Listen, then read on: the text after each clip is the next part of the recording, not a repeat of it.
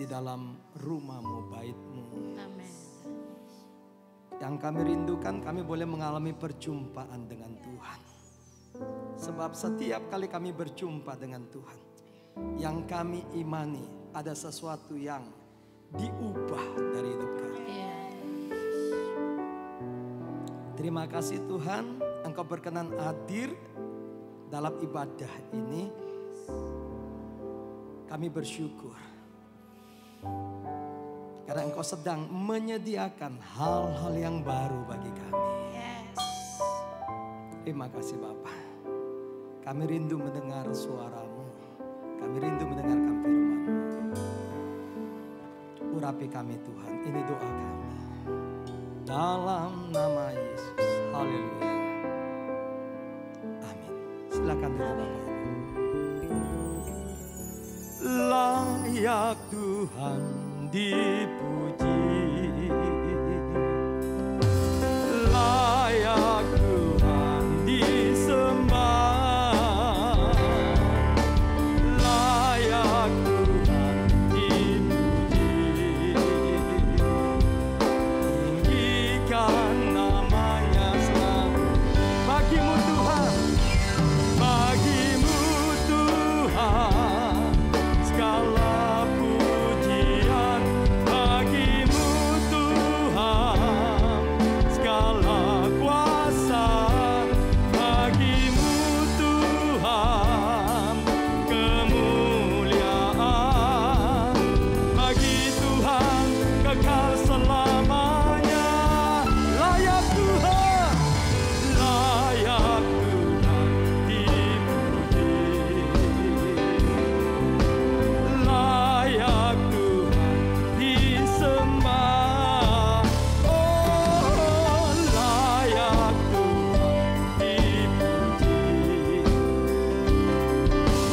Tinggikan namanya selamanya.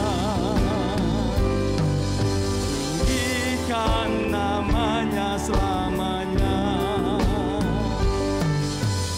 Tinggikan namanya selamanya. Mari beri tepuk tangan bagi Allah kita.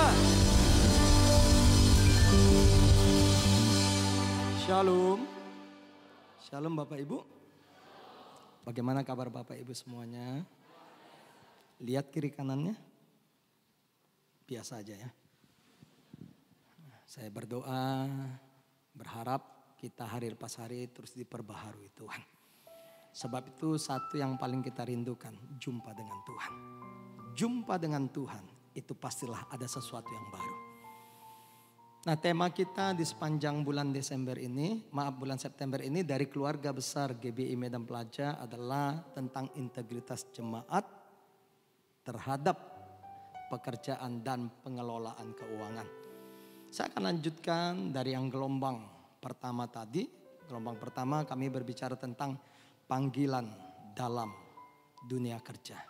Nah, kita akan melihat tema kita di gelombang kedua adalah kesungguhan dalam bekerja. Mari kita buka Kolose pasal yang ketiga. Kita akan baca ayat yang ke-23 dan ayat yang ke-24. Kolose pasal yang ketiga ayat yang 23-24. Bisakah kita baca bersama-sama Bapak Ibu? 1, 2, 3 ya. Apapun juga yang kamu perbuat, perbuatlah dengan segenap hatimu. Seperti untuk Tuhan dan bukan untuk manusia. Ayat yang ke-24. Kamu tahu bahwa dari Tuhanlah kamu akan menerima bagian yang ditentukan bagimu sebagai upah. Kristus adalah Tuhan dan kamu hambanya. Kalau kita melihat ayat yang ke-23 dalam terjemahan Alkitab bahasa Indonesia yang lain, yaitu terjemahan lama. Saya bisa baca untuk Bapak Ibu. Barang apa yang kamu perbuat, perbuatlah bersungguh-sungguh sebagaimana kepada Tuhan dan jangan seperti kepada manusia. Jadi dikatakan perbuatlah bersungguh-sungguh, artinya kesungguhan di dalam khususnya pekerjaan atau dunia kerja. Nah Bapak Ibu yang dikasih oleh Tuhan Yesus, kita akan mulai dengan bagaimana cara pandang orang-orang tentang bekerja. Tadi saya sampaikan di gelombang yang pertama, kenapa itu perlu kita ketahui supaya kita bisa mengerti apa yang Tuhan mau lewat firman ini, kita bersungguh-sungguh atau kesungguhan yang betul yang Tuhan firmankan. Orang berpikir bahwa kita bekerja itu karena manusia sudah jatuh dalam dosa. Ada dasar Alkitabnya, ada. Ketika Adam memakan buah yang Tuhan larang itu, maka akibatnya Kejadian 3 ayat yang ke-17. Terkutuklah tanah dan Adam bersusah payah untuk mencari rezekinya. Bahkan kalau kita lihat ayat 19, maka dia harus berpeluh, berkeringat untuk mendapatkan makanannya. Sehingga ada pola pikir pandangan orang-orang, kenapa aku bekerja? Ini karena dosa. Pandangan ini banyak diterima kalangan gereja.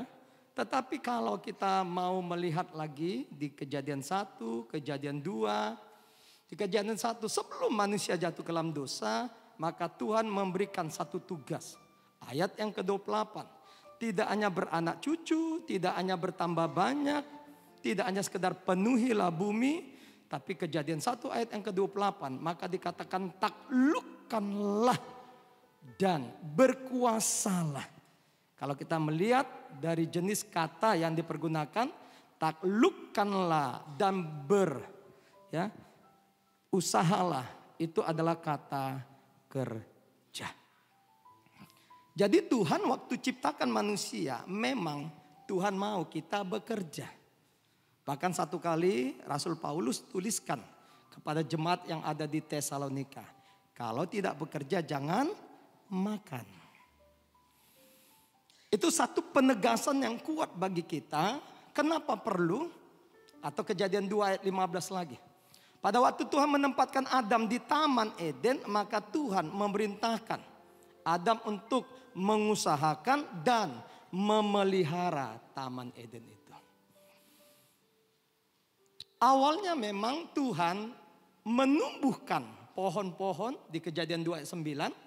Dan buah pohon-pohon inilah menjadi makanan manusia pertama itu. Artinya mereka tidak bekerja dalam arti berpeluh. Mereka tidak bekerja dalam arti bersusah payah. Tapi amanat tetap bahwa manusia tidak dibiarkan Tuhan berpangku tangan. Taman Eden adalah satu taman yang begitu indah. Taman di mana apa yang dibutuhkan oleh manusia itu disediakan Tuhan. Karena makanan mereka itu hanya buah-buah pohon. Kejadian 2 ayat yang ke-9. Bisa ditampilkan dek? Nah hanya buah-buah itu saja yang dikonsumsi. Tapi akhirnya mereka jatuh ke dalam dosa. Dan ketika jatuh ke dalam dosa, maka mulailah berat ini pekerjaan. Nah Bapak Ibu yang dikasih oleh Tuhan Yesus, cara pandang ini akan membuat satu style etos kerja yang bisa itu positif atau negatif. Kalau kita tahu Tuhan memang perintahkan kita bekerja, itu bukan karena dosa, maka kita akan lebih serius lagi. Seperti Kolose 3 ini, ayat yang ke-23. Sekali lagi saya bacakan buat Bapak Ibu. Apapun juga yang kamu perbuat, apapun juga termasuk bekerja, termasuk beribadah. Perbuatlah dengan segenap hatimu, dengan sungguh-sungguh. Apa artinya dengan sungguh-sungguh? Artinya dengan sungguh-sungguh ini melakukan sesuatu dengan segenap hati, dengan segenap pikiran, dengan segenap tenaga, dengan segenap kemampuan, di dalam semangat dan rasa penuh tanggung jawab. Di dalam terjemahan aslinya, kata sungguh-sungguh ini itu namanya komitmen. Kita tidak bisa tutup mata di keadaan akhir-akhir zaman ini, orang yang maaf sudah S1, sarjana, S2, magister, itu masih sulit mendapatkan pekerjaan. Atau lebih enaknya kalau kita katakan gini, bukan sulit mendapatkan pekerjaan, terlalu memilih di dalam pekerjaan. Karena dia sesuaikan dengan dia punya kesarjanaan. Satu kali anak saya yang nomor 2 yang paling kecil, dia kerja tidak jauh dari tempat ini, Tanjung Merawa masuk dalam satu perusahaan yang itu membidangi boiler. Lalu ada tawaran dari senior dia. Yang dulunya sebelum dia bekerja situ, ini ada proyek-proyek di mana memang anak saya bidangnya IT. Dia senang untuk perkara itu, ditawarkan sama seniornya, ini ada proyek. Proyeknya berjalan sekian lama dengan upah sekian. Lalu dia kali-kalikan, kalau di upah sekian, sekian lama, ini per bulannya berapa? Itu cukup menggiurkan. Lalu dia tanya, Pak, Dedek pindah ke yang ini ya. Saya bilang begini, belajar setia. Kenapa? Kadang-kadang kita ini bekerja sering sekali. Itu yang ada dalam pikiran kita adalah money oriented. Kita fokus kerjanya uang, uang, uang. Tidak bisa kita hindari ya Bapak Ibu, bahwa bekerja di satu sisi menjemukan. Tapi di sisi yang lain kita perlu pemenuhan seluruh kebutuhan hidup kita. Yang harusnya memang dijawab dengan bekerja. Tidak bisa kita memenuhi kebutuhan kita walaupun saudara saya punya tabungan satu saat habis. Apapun itu kita harus bekerja. Saya bilang tidak dek, tetap aja bertahan.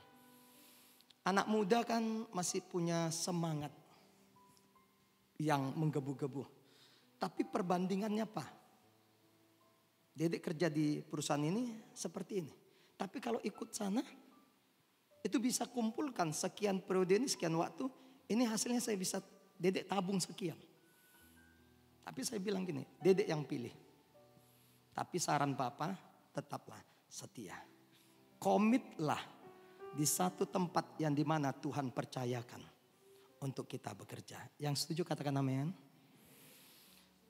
Nah Bapak Ibu yang dikasih oleh Tuhan Yesus, bagaimana caranya kita bisa bersungguh-sungguh di dalam pekerjaan? Sekali lagi Kolose 3:2 itu, ini yang saya taruh di dalam diri saya dan ini yang saya taruh bagi anak-anak saya. Mengerjakan sesuatu dalam dunia kerja, dalam perbuatan apapun digarisbawahi dengan segenap hati seperti untuk Tuhan. Statement yang saya peroleh dari orang-orang di dunia kerja, khususnya di sekuler. Maka ada satu hal yang itu saya tidak akan lupa. Kepada siapapun saya bertemu ya. Maka selalu ada alasan. Alasannya apa? Maka kinerjanya yang dia lakukan begitu serius, all out. Itu tidak berbanding lurus dengan apa yang dia dapatkan atau upah.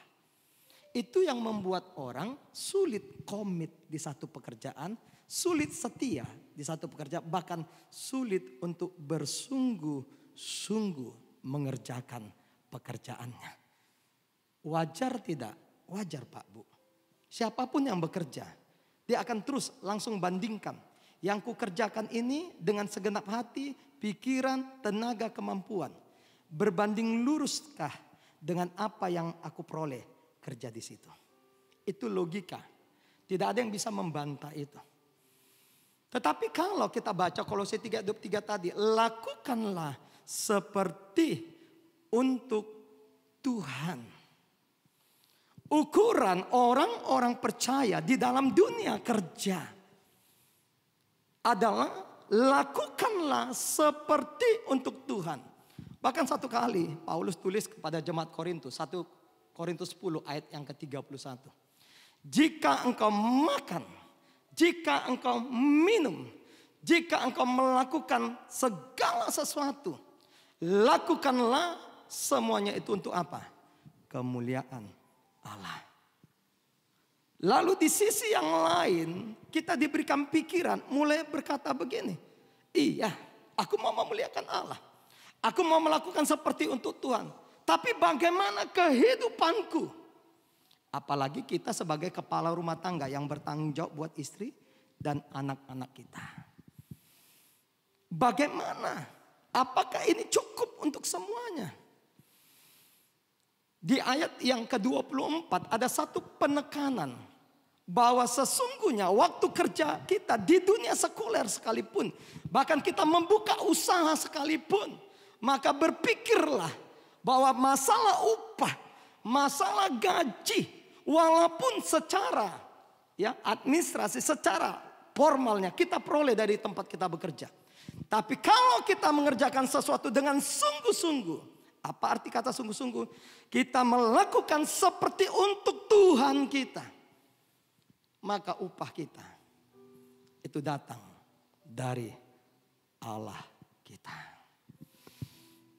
Berapa banyak saudara yang rindu diberkati Tuhan? Lambaikan tangannya.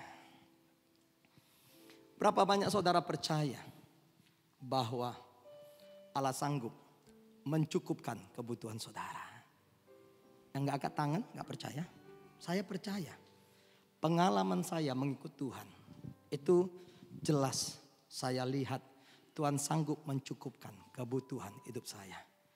Nah ya, saya mau masuk lebih lagi. Di dalam dunia kerja, mari perhatikan ada dua hal yang harus kita tahu. Yang pertama adalah karena diminta seperti untuk Tuhan. Mari kita baca Matius 6 ayat yang ke-33. Mari kita lihat Matius pasal yang ke-6 ayat yang ke-33. Yuk kita baca sama-sama Bapak Ibu. Tetapi carilah dahulu kerajaan Allah dan kebenarannya. Maka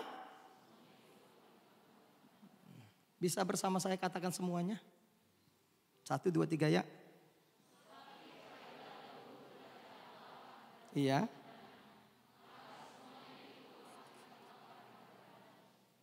Iya, saya minta kata semuanya kita ucapkan 1, 2, 3 ya. Semuanya. Dalam pikiran kita jujur, kita hanya membatasi dua hal dalam hidup ini. Satu rohani, satu jasmani. Kesalahan kita berpikir itu.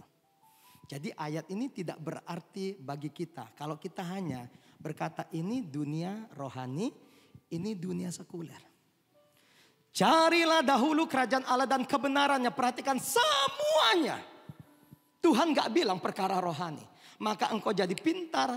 Maka engkau akan jadi begini. Semuanya apapun itu akan ditambahkan kepada kita. Katakan amin. Jujur apa yang saudara butuhkan hari-hari ini?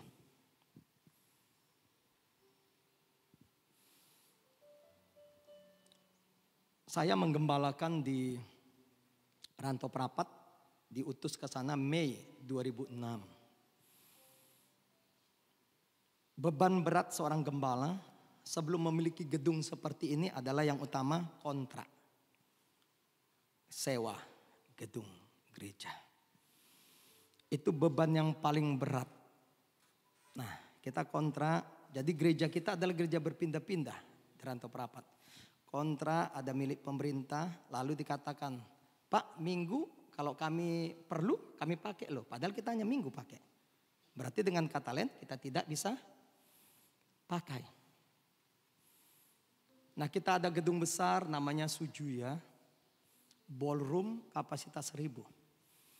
Kita rindu karena tempatnya dilengkapi semua dengan sound, alat musik, AC semuanya baik. Artinya kita masuk sudah bisa pakai. Lift ada disediakan. Lalu kita tanya berapa sewanya?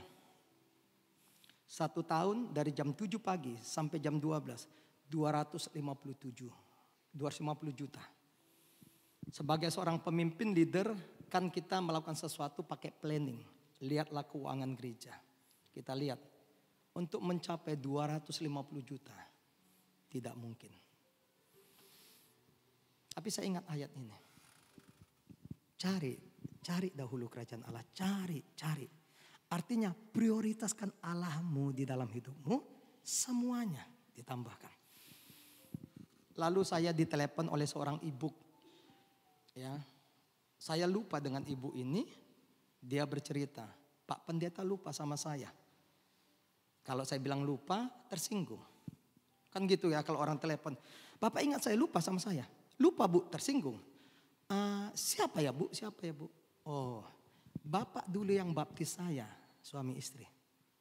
Oh iya, maaf lupa Bu. Saya ingat satu kali Bapak khotbah di perusahaan saya. Itu pun saya lupa. Tentang satu hal, dia ingat sekali. Kalau memberikan persembahan kepada Tuhan, Bapak bilang, janganlah persembahan itu dilipat-lipat, dikumal-kumal gitu. Lipat 2 saja atau lipat 4, kasih. Karena Bapak bilang, kenapa orang mau lipat-lipat uang ngasih persembahan? Karena dia malu di sampingnya melihat. Ya, oh ya Bu, maaf saya lupa. Bapak ibadah di gedung mana? Saya sebutkan hanya. Mau nggak Bapak ibadah di Sujuya Plaza? Saudara nggak lama. Kami masih berpikir karena 250 juta 1 tahun. Itu bagi 12. Hanya berapa jam? 7 sampai 12. Waduh, mahal sekali. Keuangan nggak mendukung. Waktu dia bilang begitu kita rapat pemimpin, hanya kita simpan dalam hati. Tuhan, kapan kami pakai ini? Kapan kami pakai? Lalu dia mau nggak Bapak? Saya bilang, kami mau Bu, kami udah rapat. Hanya kami tidak bisa melihat keuangan. Jangan pikirkan Pak, saya yang bayar 6 bulan ke depan. Wow, saya gembira sekali saudara. Yes, ya artinya ayat ini bagi saya sesuatu yang saya pegang. Prioritaskan, dahulukan Tuhan, jangan pikirkan hal-hal seperti itu dulu. Semua ditambahkan. Mau Bu? Oke, kita jumpa ya Pak. Dia di Medan. Lalu datang ke Ranto. Oke, saya transfer nanti langsung ke pemimpinan. Ya, pemimpin daripada, pemilik daripada, owner daripada Sujuya. Pak Ades. Ya, Pak Aldes yang pemimpinnya. Lalu dia bayar. Saudara maaf, itu Januari. Sampailah akhir bulan Juni. Wow, kan begini jantung ini lagi. What next? Selanjutnya gimana kami pergi tinggalkan ini atau gimana? Itu bagi saya karena saya memimpin. Mungkin full timer saya hanya senyum-senyum. Wakil gembala saya pun senyum-senyum. Saya udah cendak-cenduk juga. Aduh, keluarkah kami 6 bulan ini? Langsung keluar. Lalu dia telepon begini. Pak Pendeta, gimana kabarnya? Baik. Pak, bulan Juli sampai Desember saya bayar lagi. Saya yes. Enak sekali yang punya Tuhan ini. Haleluya. Waktu gak terasa Bapak Ibu. Sampailah di Desember. Aduh Tuhan. Gimana lanjut gak nih? Lanjut gak nih? Lanjut gak nih? Lanjut. Kita lagi ngomong di rumah saya dengan pemimpin. Lanjut gak nih? Lanjut gak nih? Ya lanjut gak nih? Masuk telepon. Suaminya. Shalom Pak Ramot. Shalom. Pak tahun berikutnya saya yang bayar ya. Haleluya. Luar biasa Tuhan ini. Dibayar full saudaraku. 1 tahun ke depan kami pakai gedung itu lagi. Wah puji Tuhan. Sekali lagi waktu itu gak terasa Pak Bu. Januari happy ya happy ye. Februari pas mulai bulan Oktober lambat nyanyinya. Happy ya. Happy ye. Karena cenat-cenut enggak? Cenat-cenut. Masuk November. Tuhan 1 bulan lagi. Masuk Desember. Tuhan saya jumpa. Luar biasa. Berdua suami istri. Pak kali ini kami berdua yang bayar. Wow. Ya, luar biasa. Tuhan terima kasih. Saya ingat ayat ini sekali lagi. Setiap kali kita saya ingat ayat ini. Dahulukan, cari dahulu kerajaan Allah kebenaran. Itu aja, cari dahulu. Semuanya. Kata semuanya apa yang Bapak Ibu tidak pernah pikirkan. Apa yang Bapak Ibu tidak pernah lihat. Apa yang tidak pernah timbul dalam hatimu. Allah sediakan bagimu. Katakan amin. Bisakah saudara beri tepuk tangan bagi Tuhan? Yes. Lalu berlanjutlah tahun ketiga sampai Desember. Enggak saya tunggu-tunggu di telepon. Pak sudah ya, udah selesai ya. Udah cukup lah. Bapak lah yang sekarang bayar. Aduh Tuhan. Saya yang bayar. Ya makasih ya Pak, makasih Bu. Karena saya percaya apa yang Bapak Ibu berikan itu tidak sia-sia. Karena jujur Bapak Ibu, prinsip saya dalam pelayanan begini. Kalau saudara mau dapat ikan 1 ekor, cukup pancing. Kalau saudara mau dapat ikan lebih banyak lagi, pakailah jala. Kalau mau dapat lagi jalanya lebih besar. Selama kami ada di Sujiya Plaza, jiwa itu dilipat gandakan Tuhan. Kenapa saya bicara itu? Nah itu kan berhubungan dengan dana yang masuk. Saya bilang coba cek dana kita. Memang gak bisa bayar langsung 250 juta. Lalu saya bilang sama pemimpin putuskan, kita ambil. Saudara lewat, tahun keempat gak susah, kita bisa cukupkan. Tahun kelima gak susah, kita bisa cukupkan. Artinya apa? Nah saya melihat begini. Pada waktu di dalam dunia kerja, pada waktu di dalam kehidupan kita, kita punya prinsip yang benar, kita mendahulukan Allah. Kita tidak berpikir upahnya dulu. Kita tidak berpikir apa yang ku dapat. Kan terbalik, anak muda sekarang kalau ditawarkan ke pekerjaan yang ditanya pertama apa? Berapa gajiku? Betul enggak? Bahkan ada orang ditanya, kamu mau full timer? Iya. Maaf ya, ini udah full timer kan kerja sepenuh waktu untuk Tuhan. Berapa PK saya Pak? Ih, waduh, PK yang kamu tanya? Iya. Berapa PK saya Pak? Cukup enggak? Waduh. Kalau di gereja udah bertanya gitu, apalagi kamu di sekolah, pasti itu yang pertama kamu tanya. Kesungguhan dalam bekerja artinya adalah kita bekerja seperti untuk Tuhan. Artinya adalah kita mendahulukan Allah. Memprioritaskan kerajaan Allah. Kalau itu kita lakukan, dengar baik Bapak Ibu, saya mengalami dan saya percaya saudara akan mengalami. Katakan amin. Gereja di mana saya menggembalakan saya itu kami mengalami dan saya percaya semuanya kita akan mengalami. Semuanya. Katakan kirinya, kanannya, semuanya bilang. Bisa ditambahkan pertanyaannya, apa yang kau butuhkan sekarang? Jangan tanya saya, tanya kiri kanannya. Atau yang suami istri lah, suami istri. Papa butuh apa sekarang? Semuanya ditambahkan. Saya percaya firman ini itu bukan sekedar ada, digenapi. Saya tutup dengan perkara yang kedua. Lalu yang kedua, prinsipnya. Di dalam dunia kerja juga, itu adalah prinsip tabur tuai. Satu kali waktu saya tinggal singkat. Di tengah-tengah keuangan kami seret. Satu gereja di Rantau Prapat datangi saya. Pak Pendeta bisa nggak bantu kami untuk membangun gereja ini? Waduh. Saya lihat keuangan. Aduh Tuhan. Bantu. Tidak. Dahulukan dirinya gereja itu atau gereja kita. Pemimpin dihadapkan dengan choice, pilihan. Saya tanya bendara, berapa yang bisa kita alokasikan bantu itu? Yang sehatnya Pak, sejumlah ini saja. Oke, keluarkan Pak, masukkan amplop, kita antar. Saudara, itu nggak gampang lah ya. Kita terbiasa untuk kebutuhan kita pasti kita dahulukan daripada kebutuhan orang lain. Percaya nggak? Itu yang kita lakukan.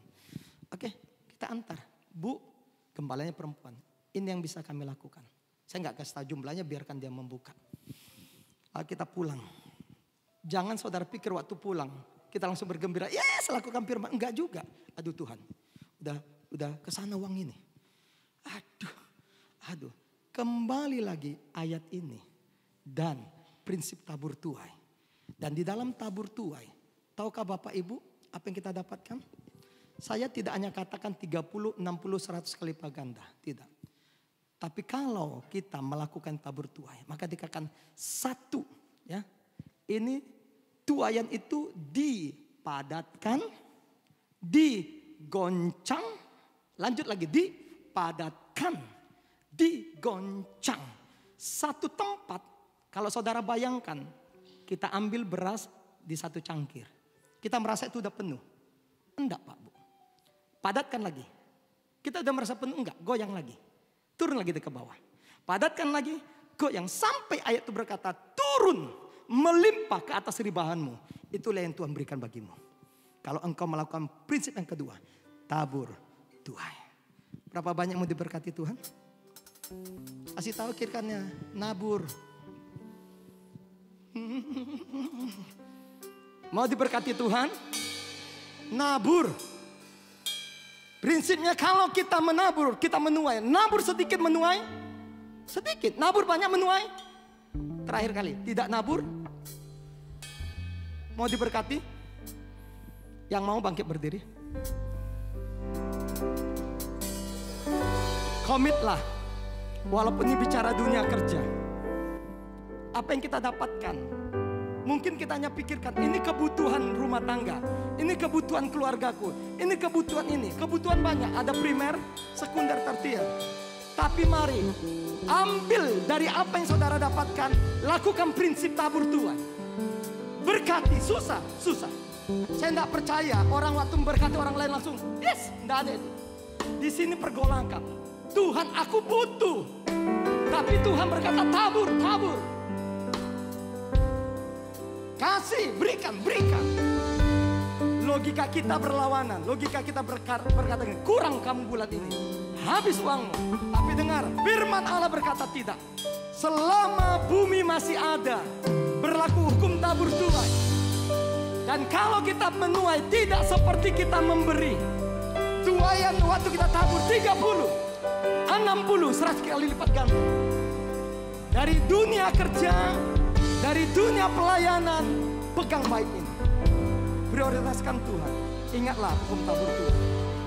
Saya percaya Filipi 4 ayat 19. Allah akan mencukupi segala kebutuhan, keperluan kita di dalam Yesus Tuhan.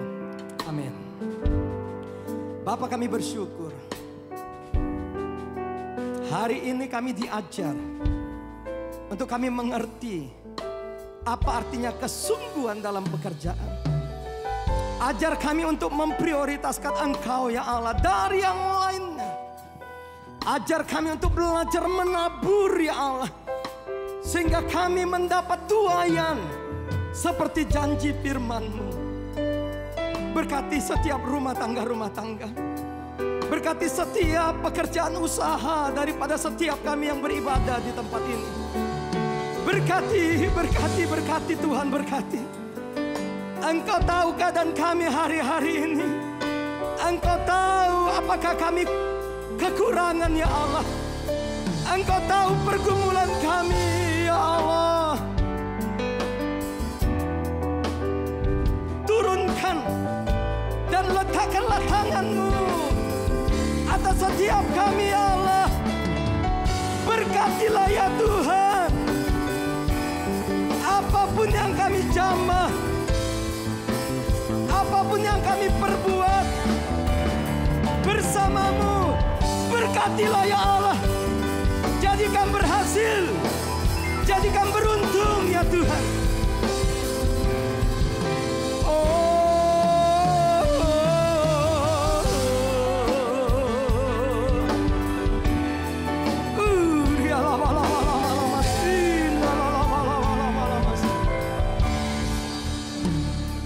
Bisakah Bapak Ibu angkat tanganmu ke atas, letakkan tangan kirimu di dada.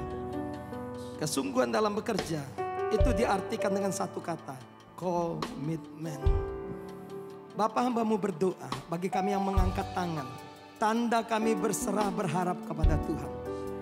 Pada waktu kami meletakkan tangan kami di dada, tanda kami komitmen di hadapan Tuhan. Sekali lagi berkatilah ya Allah. Berkatilah. Apapun yang Tuhan sediakan, itu kami terima hari-hari ini dalam nama Yesus. Jadi, yes.